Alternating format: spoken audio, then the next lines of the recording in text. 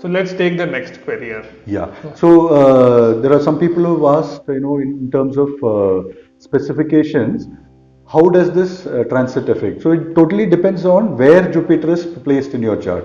That is very important. Suppose Jupiter vis-a-vis this Aquarius transit is a 1/6 relationship or 6/8 relationship, then the effect will be different. If it is 5/9 relationship, the effect will be different. Okay. Second thing is the dashas operating. If it is a Guru dasha, then the effect will be compounded. There will be a compounding effect of that particular transit. And Antardasha as well? Antardasha as well. Okay. And if it is the house, so for example, if it is placed in beneficial houses, then the effect will be again different. Got So it. what we are talking here is a generalized effect of Jupiter. So this is again a consultation, right? Yes, yes. So from a Capricorn ascendant point of view, we are talking about 12th lord and 3rd lord placed in the 2nd house. So and aspecting your 6th house, 8th house and 10th house. So that kind of a thing. So from a Capricorn ascendant point of view, you have a lot of chances to procure wealth or gain wealth kind of a thing. So there is an income, 11th house income. There is monetary gains in terms of buying and selling, 5th house. Right. There is inheritance in terms of 8th house, and then there is wealth. So wealth in sense you bought a property and it remains as a wealth thing in your particular chart, or your current assets in your bank is a wealth component Right. thing. So from that perspective, it is a fantastic time frame to increase your wealth.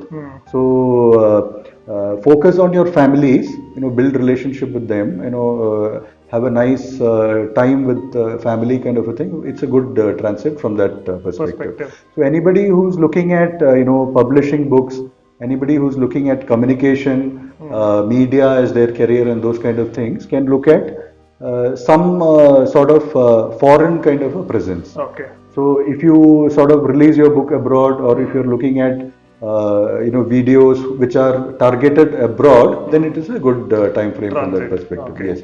So in terms of diseases, need to be reasonably careful with diabetes, especially diabetes, and probability of putting on weight.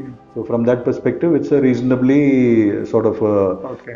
you need to be reasonably careful from that perspective. And partners' wealth. So you want to raise money, it's a good time frame.